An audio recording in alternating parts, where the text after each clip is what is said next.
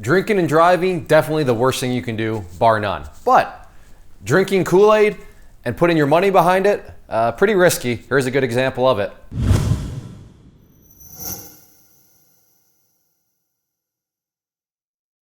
First, let me just offer some background context.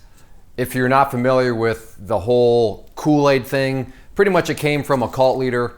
He told his followers to drink Kool-Aid, and the Kool-Aid was poison. Everybody died. So there's always been kind of a thing around, hey, don't drink the Kool-Aid. In the world of stocks, in the world of the markets, whenever you hear of drinking the Kool-Aid, it just means don't believe too much into a company. Don't believe too much into a story. Now, of course, you have to have some belief in order to make a trade, make an investment. But there also needs to be the leeway where you're not so much into the belief where you start to almost imagine things, where you start to just kind of make accusations and go down paths that any rational person, any non-drunk person on Kool-Aid would look and say, that's probably a bit of a stretch. How do you know if you're drunk on Kool-Aid? How do you know if you've maybe been sipping a little bit too much and you're a little believing too hardcore into something? Well, again, this is where the example comes into play. It comes from a message on Twitter that somebody just, first they just said, hey, Clay gives bad advice, and pretty much just saying, yeah, just bad advice. He doesn't do any due diligence. And I'm thinking, advice? What advice do I get other than to go out there, invest in your education, learn how to manage risk, make sure that you're not going too fast? So what advice? I wasn't aware that was bad advice. So I inquired. I said, what advice are you talking about? Because, hey, I'm always looking to make sure that I'm in the right direction. And then they reply back with this. You was very misleading on SRMX, which for a little context, SRMX is a penny stock that's literally trading for less than a penny. It's almost as if you were inviting day traders to hit and move on. This is a quality stock that you totally tore apart. We are investors that have a lot invested, and to basically advertise the way you did, manipulation. Honest DD would prove your inaccuracies. To offer a little more context, I do video charts where I pick out a technical chart of a stock, and then I'll just do very, very basic stuff. If you don't believe me that it's very basic, you can just go to Clay Trader Video Charts. That's a separate YouTube channel where I host all those. And you'll watch and you'll just see, it's really just support, resistance, some trend analysis, and that's it. Very basic stuff. But here is this person claiming that somehow these advertise in a way that brings in day traders, and then day traders tore things apart. I mean, strong words for a video where if you were to go and watch one of these, you would say, what are you talking about? There's no advertising. All he's doing is talking about supports and resistance levels.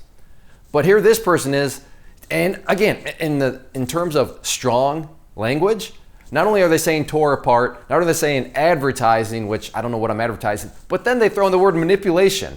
Somehow I am manipulating their stock, and this is all coming from a very basic video, which for most people I realize are thinking that, Clay, what is your point? This doesn't make any sense. What is that's what being drunk on Kool-Aid is. When people reach the point where they just start throwing stuff out there that when you just stop and take a breath, take a sip of water instead of the Kool-Aid, you just really kind of look and say, wait a second, that doesn't make, you're jumping a little too far ahead. The other thing here that's the problem, we are investors and we have a lot. Now, I don't know, she's clearly not I guess she could be a spokesperson for the entire shareholder base, but I doubt that. But she's saying that we have a lot into this. Clearly she has invested probably too much than what she's willing to risk, because she is quite defensive here. And when people become that defensive, that is always a sign that you probably have too much money invested into a stock when you're willing to just kind of latch on to all sorts of different statements. And in this case, just a very basic video that has nothing to do with the company from an investing standpoint. It is a technical chart video. And that's all it is.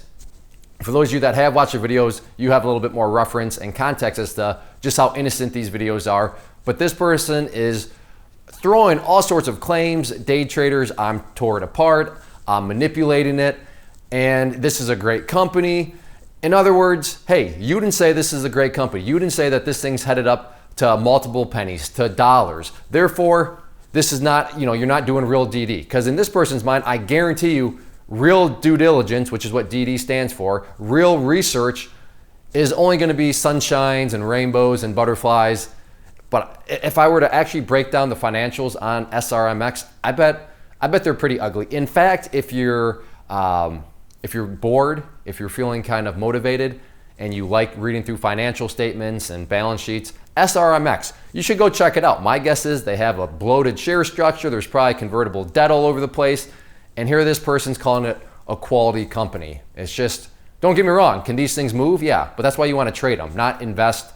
And apparently that, if anybody is saying anything other than invest into this stock, they're evil, they're manipulating, they're advertising and bringing in people that tear things apart. I realize this all sounds very exaggerated on my part, but remember, these aren't my words.